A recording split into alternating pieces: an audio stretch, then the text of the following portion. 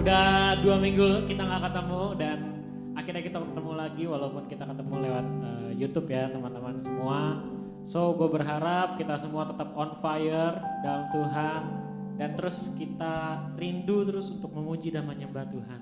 So sebelum kita mulai ibadah kita pada hari ini, gue ajak yuk kita semua untuk bersatu dalam doa. Terima kasih Tuhan, terima kasih Yesus Kristus. Kami sungguh bersyukur Tuhan atas hari-hari yang kami lewati Tuhan Yesus. Biar segala apa yang kami lewati Tuhan kami dapat pelajari Tuhan. Terima kasih Tuhan, terima kasih Yesus. Sebentar kami mau mulai ibadah kami Tuhan. Baik dalam setiap pujian dan penyembahan. Baik itu juga firman-Mu Tuhan yang Kau sampaikan Tuhan. Lewat hamba-Mu yang Kau percayakan Tuhan Yesus Kristus. Biar setiap kami Tuhan mendapatkan berkat Tuhan. Dan kami dapat memuji dan menyembah-Mu dengan ketulusan hati kami Tuhan Yesus. Haleluya, haleluya. Kami siap untuk memuji-Mu Tuhan. Dan teman-teman yang siap untuk memuji Tuhan, kita sama-sama katakan amin. Haleluya. Mari kita bersyukur kepada Tuhan, kita naikkan pujian padanya. Haleluya.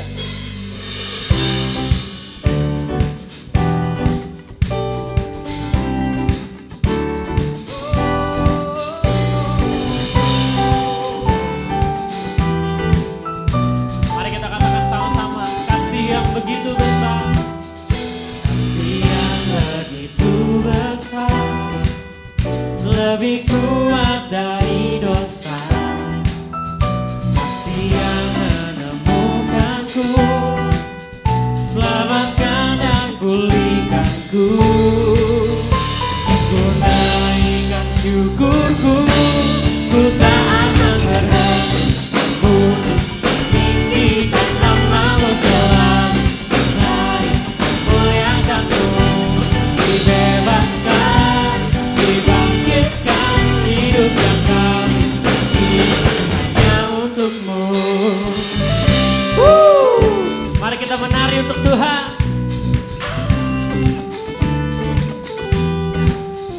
Kasih yang begitu besar, lebih kuat dari dosa.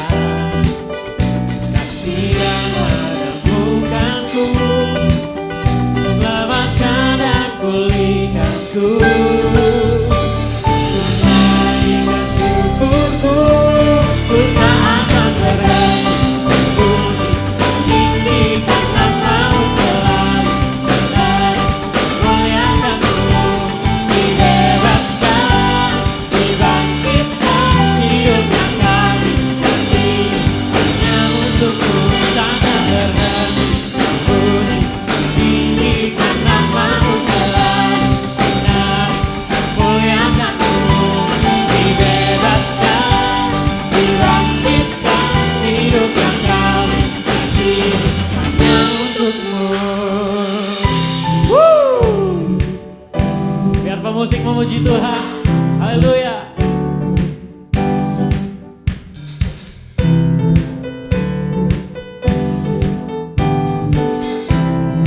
Kita katakan sama-sama, ku naikkan syukurku, ku naikkan syukurku,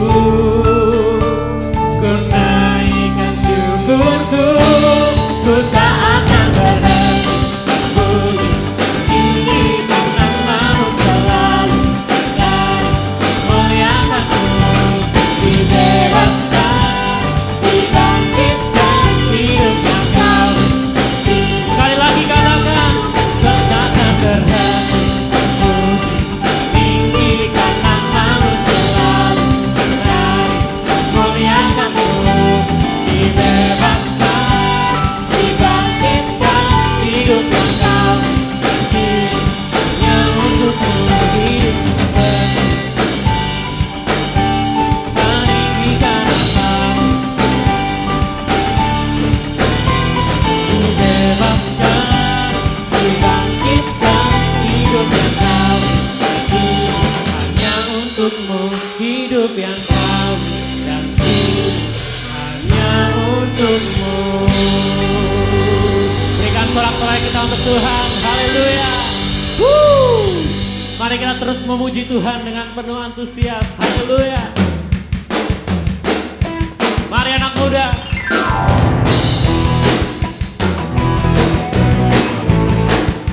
Ekspresikan dirimu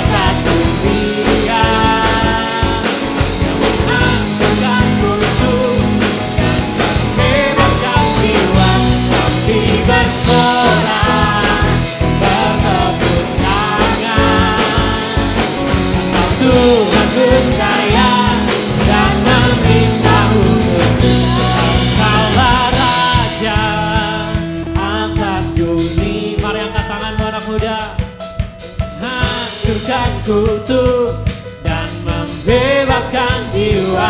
Engkaulah Raja, Engkaulah Raja atas dunia, yang hancurkan kutuk dan membebaskan jiwa. Kami bersorak bertepuk tangan, Engkau Tuhan percaya dan memerintah untuk selamanya.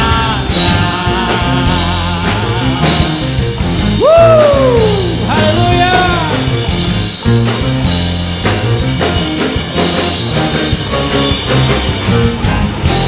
Berikan sorak-sorai sekali lagi untuk Tuhan, lebih meriah lagi. Haleluya, haleluya. Terima kasih Tuhan, terima kasih Yesus. Teman-teman, sebentar kita mau mendengarkan firman Tuhan. Mari kita lebih fokuskan diri hati kita untuk menyembah Tuhan lebih sungguh lagi. Mari kita terus setia kepada Tuhan, dengar-dengaran akan firman-Nya, supaya dalam segala perjalanan hidup kita ke depan kita tahu apa yang harus kita lakukan. Biar Tuhan terus menyertai kita dalam segala kesulitan yang kita hadapi. So, kita nyanyikan lagu ini bersama-sama.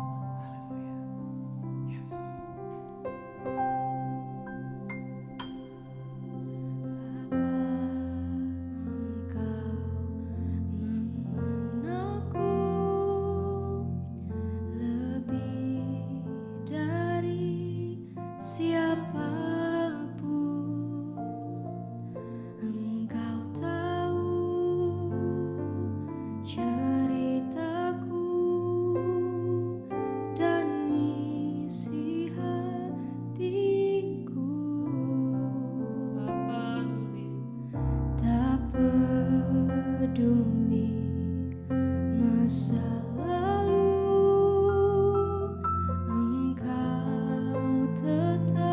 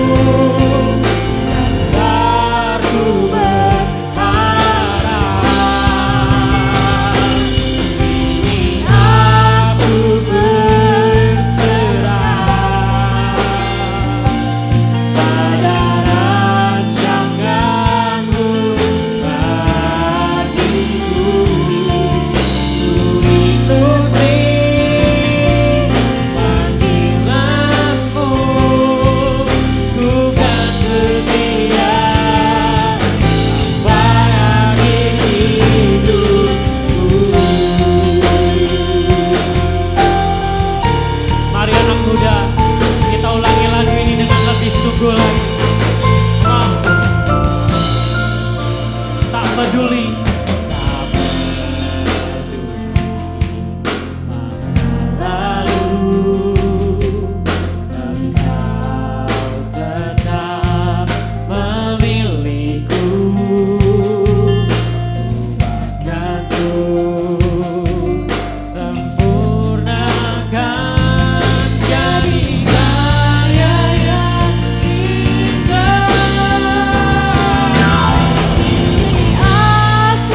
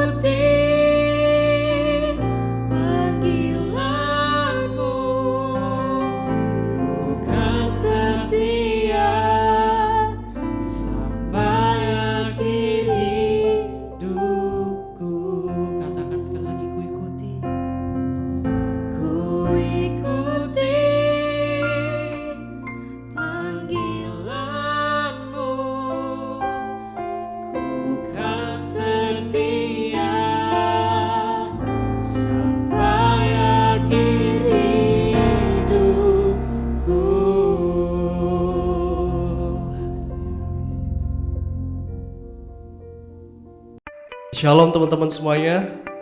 Buat teman-teman yang di rumah, saya rindu kita semua dalam keadaan yang sehat saja, sehingga kita bisa semakin semangat untuk beraktivitas walaupun di tengah pandemi ini. Sebelum kita masuk dalam firman, saya mengajak kita semua untuk bersatu hati dalam doa terlebih dahulu. Mari kita satu hati dalam doa. Terima kasih Bapa, terima kasih Tuhan atas berkat-Mu pada hari ini Bapa, dimanapun kami berada Tuhan, kami yang sudah menyaksikan ibadah ini Tuhan. Bapa, kami rindu Bapa, lewat ibadah ini kami bisa mendapatkan satu firman-Mu Bapa, kami bisa mempelajari satu kebenaran firman-Mu Tuhan, untuk ditanam dalam hati kami Bapa, sehingga kami bisa menjadi anak muda-Mu yang bisa tampil beda Bapa. Kami bisa mempertahankan iman kami bisa menjadi karakter seperti Kristus Bapa. Terima kasih Bapa, terima kasih Tuhan, kami siap untuk menerima kebenaran firman-Mu dalam nama Tuhan Yesus Kristus. Haleluya, amin. Oke, beberapa waktu yang lalu di ibadah yang dibawakan oleh Kak Indra, dia mengingatkan kita bahwa untuk membangun satu karakter seperti Kristus kita perlu yang namanya iman, ya. Dimana kalau kita nggak punya iman, otomatis kita nggak akan bisa berkenan sama Allah. Dikatakan di dalam Ibrani pasal 11 ayat 6, tetapi tanpa iman tidak mungkin orang berkenan pada Allah. Sebab barang siapa berpaling kepada Allah, ia harus percaya kepada Allah bahwa Allah itu ada, dan bahwa Allah memberi upah kepada orang yang sungguh-sungguh mencari Dia. Nah, dari ayat ini kita tahu bahwa basicnya, standarnya itu kita perlu iman terlebih dahulu. Nah, untuk itu aku mau mengingatkan kita semua bahwa penting buat kita untuk bertahan dalam zona iman atau faith zone. Itulah sebabnya pada hari ini aku ingin sharing tentang faith zone atau zona iman. Betapa pentingnya kita buat bisa bertahan. Karena banyak orang yang mereka sudah punya iman, mereka awalnya sudah punya komitmen, ingin percaya pada Tuhan, tapi tiba-tiba di tengah jalan mereka tiba-tiba berpindah. Karena ada satu hal, karena ada satu permasalahan, makanya mereka berpindah. Dan pentingnya kenapa kita harus bertahan dalam zona iman adalah Tuhan gak akan bisa bekerja kalau kita gak ada di zona iman itu. Dalam Matius 13 ayat 58 versi BMK, jadi mungkin berbeda dengan versi Alkitab teman-teman, saya menggunakan BMK, bahasa Indonesia masa kini, jadi lebih enak untuk di teman-teman yang masa muda. Dikatakan, maka itu Yesus tidak mengerjakan banyak keajaiban di situ sebab mereka tidak percaya. Jadi kejadian ini pada masa Yesus pulang kampung. Ya, ketika Yesus pulang kampung, di sana banyak orang yang berkata, bukankah dia ini adalah anak tukang kayu gitu. Banyak orang yang gak memberi bobot pada Yesus, banyak orang yang gak percaya sama Yesus. Dan kita tahu dikatakan Yesus gak bisa mengerjakan banyak keajaiban. Ya, Yesus gak bisa mengerjakan banyak, berarti artinya ada keajaiban yang bisa Yesus kerjakan, tapi Yesus gak bisa maksimal ketika banyak orang gak bisa percaya. Sama dalam kehidupan kita gak akan bisa mendapatkan satu hal yang luar biasa dalam hidup kita. Kita gak bisa mendapatkan Tuhan bekerja luar biasa dalam hidup kita kalau kita gak bisa belajar untuk percaya dan berada dalam zona iman itu. Nah, terus muncullah satu pertanyaan, kok banyak sih orang yang tiba-tiba mungkin pada awalnya percaya, tiba-tiba mereka menghilang dari Tuhan, tiba-tiba mereka menjadi meng-undervalue Tuhan, tiba-tiba mereka kecewa sama Tuhan. Sebenarnya jawabannya sederhana, mereka belum benar-benar kenal dengan Tuhan. Ya, istilahnya mungkin seperti Kristen KTP, mereka cuma merasa, wah, kenal Tuhan itu cukup ke gereja tiap hari, kenal Tuhan itu ketika saya ikut ibadah RBI, PBI, kenal Tuhan itu ketika saya komsel. Padahal pengenalan Tuhan itu adalah hubungan pribadi kita masing-masing teman-teman. Ya, itu penting. Logikanya kayak gini, kayak buah durian kalau aku mau gambarkan. Kenapa kayak buah durian? Kita tahu sebagian besar kita orang Indonesia, terutama Asia Tenggara ini suka sama yang namanya buah durian. Ya, ketika kita di jalan pasti kita cium bau durian langsung rasanya nih dompet pengen kita keluarin, pengen borong durian gitu kan. Beberapa waktu yang lalu ketika kakak saya pergi ke Medan, ketika dia mau pulang dia tanya, kita mau pulang nih, kalian mau oleh-oleh apa? Langsung kami sekeluarga kompak menyatakan durian dong, ya kan? Terus ada juga ketika datang satu oleh-oleh dari kampung halaman ayah saya di Kalimantan, saya selalu nanya, dodol durian nggak ada gitu. Jadi kenapa kita suka banget sama buah durian? Karena kita udah identik, kita sudah kenal sama buah durian bahkan dari kita kecil. Jadi kita suka dengan buah durian itu. Beda halnya dengan ketika kita coba tes buah durian itu ke orang di luar sana, mungkin di orang Eropa atau orang US, ketika kita tawarkan, banyak respon dari mereka justru nggak baik. Mereka melihat bahwa ini baunya kayak bawang putih busuk. Mereka melihat ini kayak apa? Ini kayak sesuatu yang nggak baik gitu loh. Dari luar aja udah mengerikan mereka melihat seperti itu. Bahkan ketika mereka coba, tiba-tiba mereka langsung muntah. Mereka nggak ada yang berani nyoba lagi. Kalau teman-teman mungkin ada waktu, teman-teman bisa coba cari di YouTube eksperimen ketika orang luar makan buah durian. Kurang lebih seperti itu teman-teman. Kita seringkali merasa kita udah kenal Tuhan, tapi kita belum benar-benar kenal. Akhirnya apa? Kita menjadi kecewa di tengah jalan. Tapi berbeda kalau kita udah benar-benar kenal Tuhan, otomatis dalam keadaan apapun kita nggak akan tiba-tiba meninggalkan Tuhan. Seperti itu kurang lebih. Nah, sebelum saya masuk ke dalam faith zone atau zona iman itu, ketahuilah bahwa iman kita itu terhubung dengan pengenalan kita akan Tuhan. Ya, sederhananya kita nggak mungkin bisa percaya sama orang, ya, nggak mungkin bisa percaya sama orang kalau kita belum kenal dekat. Ya toh, kalau misalkan seperti kalau kalian naik kelas, otomatis kalian pasti akan cari teman sebangku yang sudah kalian kenal. Gak mungkin kalian cari yang belum kalian kenal gitu loh. Biasanya cari yang udah kenal, cari yang udah sahabatan. Kalau mungkin teman-teman biasa nyontek pun pasti cari teman nyonteknya ya udah teman sahabat ya kan. Gak mungkin cari orang yang gak dikenal.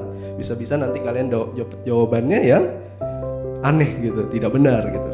Nah, untuk itu saya mau mengingatkan teman-teman 6 karakter Tuhan supaya bisa membantu kita di saat yang sulit. Yang pertama adalah Tuhan itu setia teman-teman. Dia setia, bisa kita andalkan dalam keadaan suka maupun duka.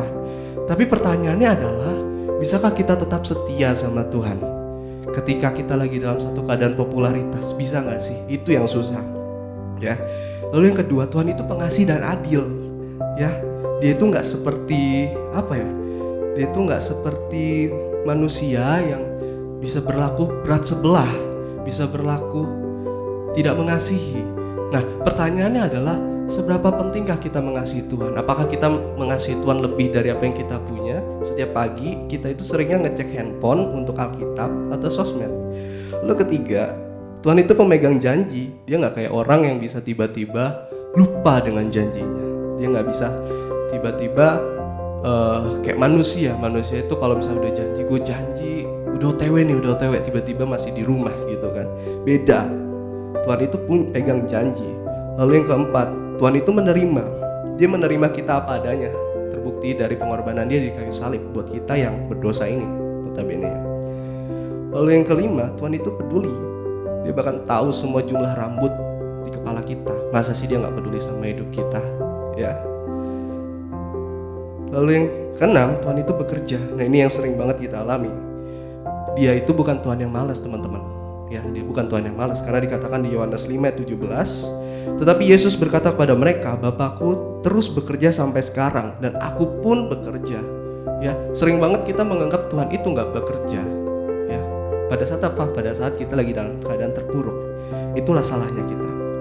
Nah, aku rindu lewat beberapa karakter yang udah aku sampaikan ini, teman-teman bisa jadi lebih tahu bahwa penting kita untuk mengenal Tuhan, penting untuk kita tidak tiba-tiba meng-undervalue Tuhan di tengah jalan. Nah, kita masuk dalam firman Tuhannya. Nah, ada sebuah kisah dalam Alkitab yang bisa menggambarkan tentang faith zone ini atau zona iman. Ada di dalam Markus pasal 5 ayat 21 sampai ke 43. Aku akan bacakan untuk teman-teman. Markus 5 ayat 21 sampai 24. Sesudah Yesus menyeberang lagi dengan perahu, orang banyak berbondong-bondong datang lalu mengerumuni dia. Sedang ia berada di tepi danau, datanglah seorang kepala rumah ibadat yang bernama Yairus. Ketika ia melihat Yesus, tersungkurlah ia di depan kakinya dan memohon dengan sangat kepadanya. Yairus ini berkata, "Anakku perempuan sedang sakit, hampir mati. Datanglah kiranya dan letakkanlah tanganmu di atasnya, supaya ia selamat dan tetap hidup." Lalu pergilah Yesus dengan orang itu.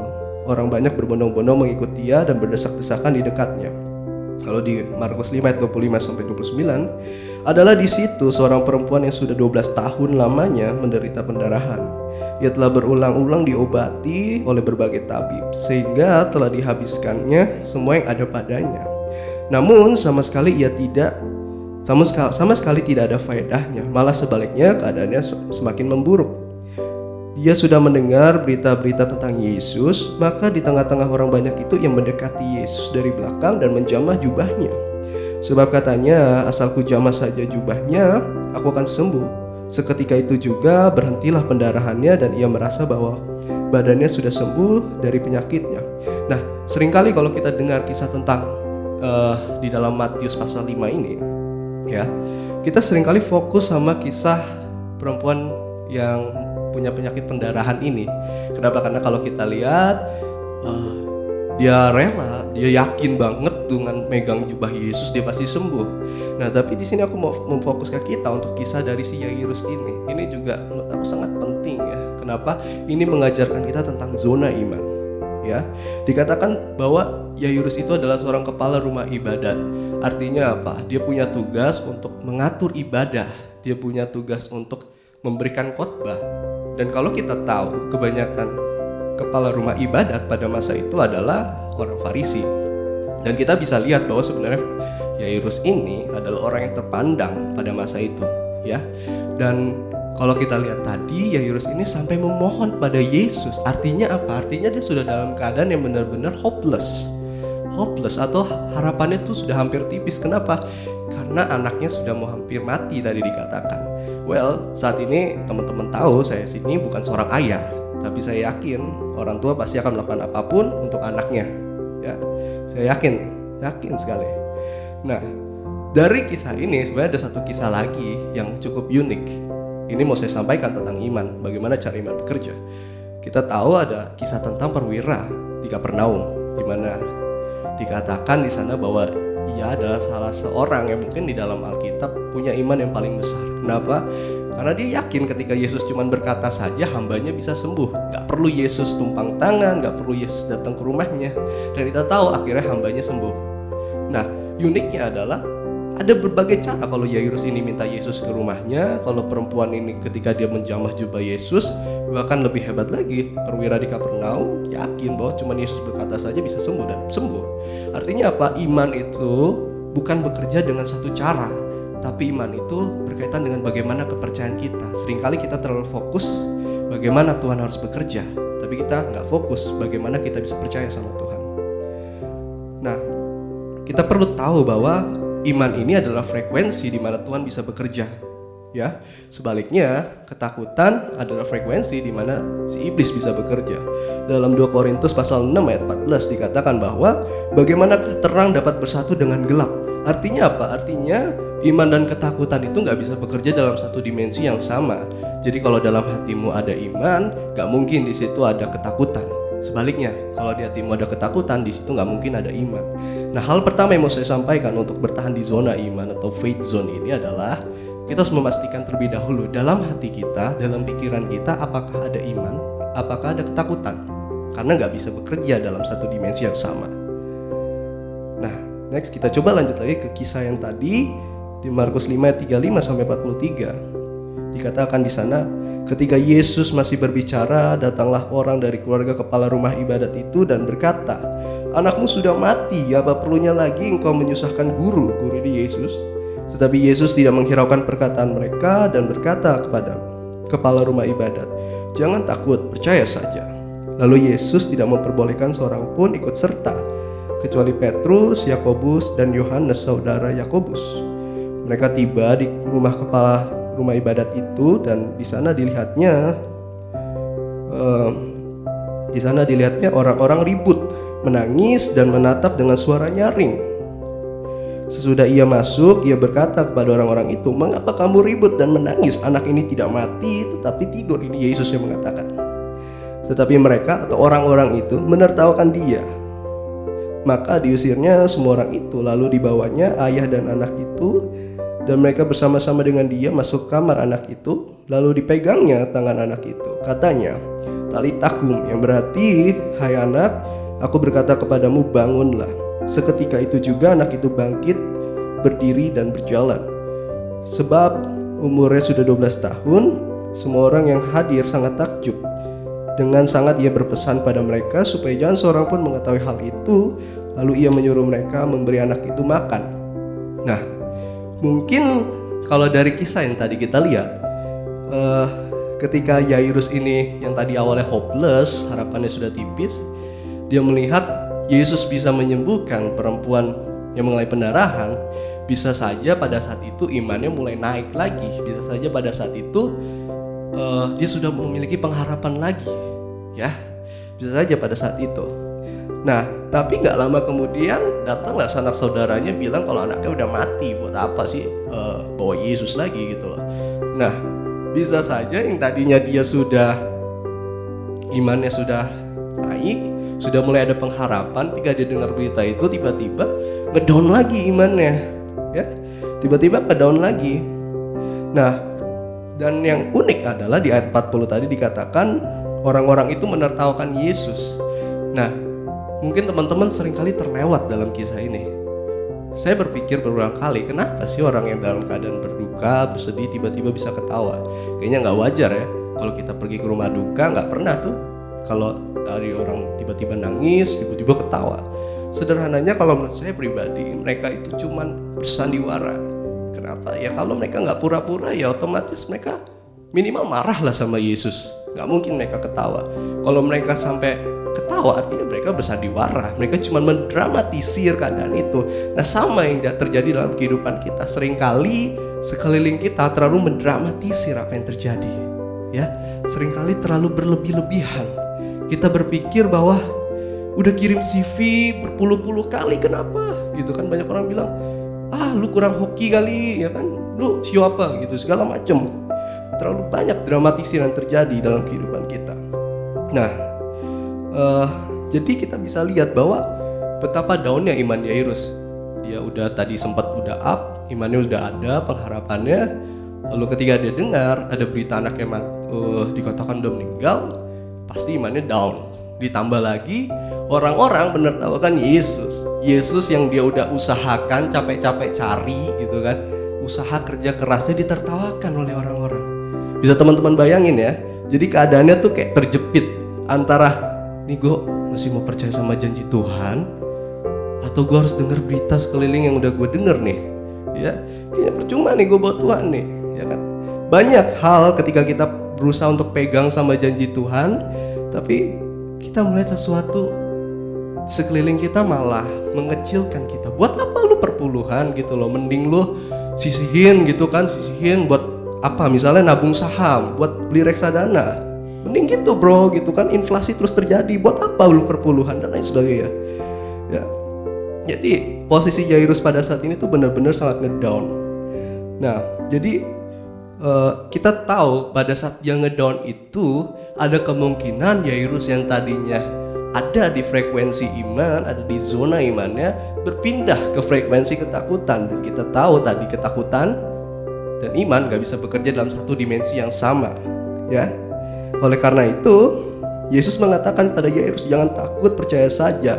Nah, di sini Yesus ini membantu Yairus untuk tetap bertahan di zona imannya. Kenapa? Karena kalau dia nggak ada di zona imannya, Yesus nggak bisa berbuat banyak, saya rasa. Sama yang tadi udah dikatakan ketika Yesus pulang kampung. Nah, hal yang kedua yang mau saya sampaikan adalah seringkali untuk mempertahankan iman kita perlu untuk mengeliminasi berita-berita negatif. Ingat, mengeliminasi. Bukan berarti kita nggak boleh dengar, kita boleh, tapi kita harus eliminasi yang mana harus masuk dalam kehidupan kita. Nah, oleh karena itu, di dalam Filipi 4 ayat 8 dikatakan, jadi akhirnya saudara-saudara, semua yang benar, semua yang mulia, semua yang adil, semua yang suci, semua yang manis, semua yang sedap didengar, semua yang disebut kebajikan dan patut dipuji, pikirkanlah semuanya itu, ya. Jadi sering banget kita terlalu terbawa, terlalu terdramatisir sama sekeliling kita sampai kita lupa untuk percaya sama Tuhan, ya.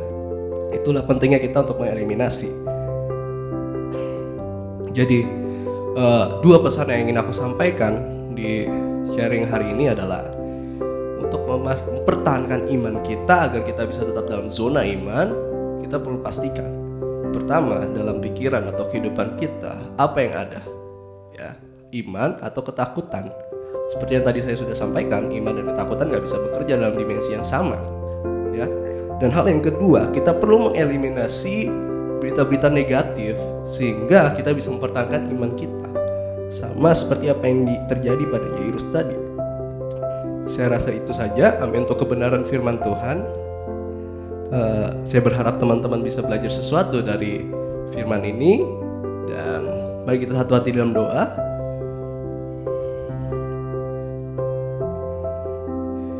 Bapa kami yang di surga, Bapa, kami sangat bersyukur atas waktu yang bisa kami miliki untuk beribadah di hadirat-Mu Bapa.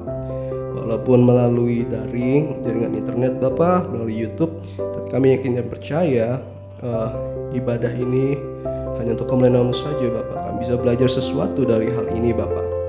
Dan kiranya Tuhan, kami berdoa mungkin untuk setiap teman-teman kami Bapa yang ada di rumah Bapa, setiap orang tua kami Bapa, kiranya setiap pergumulan yang kami alami Bapa, kami yakin dan percaya dan mau belajar bahwa penting bagi kami untuk tetap bertahan dalam zona iman kami Bapa. Penting bagi kami untuk tetap mengeliminasi suara-suara negatif yang hadir dalam kehidupan ini Bapa, sehingga kami bisa tetap fokus pada iman kami kepada Engkau ya Tuhan. Terima kasih Bapa, terima kasih Tuhan. Bapa, kami juga berdoa mungkin untuk setiap teman-teman yang sudah melayani Bapa di dalam ibadah ini Tuhan. Kiranya apapun yang mereka lakukan hanya untuk kemuliaan Nama-Mu saja Bapa. Biarlah mereka terus menjadi terang Tuhan dimanapun mereka berada. Dan Bapa, kami juga berdoa mungkin untuk gereja kami Bapa. Kiranya apapun yang menjadi program-program gereja ini Bapa, kiranya apapun yang menjadi rencana-Mu Bapa dalam gereja ini Bapa, kami yakin kami dapat bertumbuh walaupun di masa pandemi ini Bapa. Terima kasih Bapa. Kami juga berdoa untuk masa pandemi, masa COVID-19 ini Tuhan. Kiranya dalam masa ini Bapa, kami jemaat-jemaat-Mu bisa tetap bersatu Bapa. Setiap kami bisa tetap mendukung satu sama lain Bapa. Terima kasih Bapa. Kami juga berdoa untuk bangsa dan negara kami Tuhan. Kiranya Kau berkati dari pemerintahan kami Tuhan, dari yang jajaran paling atas sampai jajaran yang di bawahnya Bapa. Kiranya kami yakin dan percaya Engkau menaruh hikmat dan marifat pada setiap pejabat-pejabat yang ada Bapa. Terima kasih Bapa, terima kasih Tuhan. Kiranya kami akhiri ibadah ini Tuhan hanya dalam nama-Mu Tuhan Yesus Kristus. Haleluya. Amin.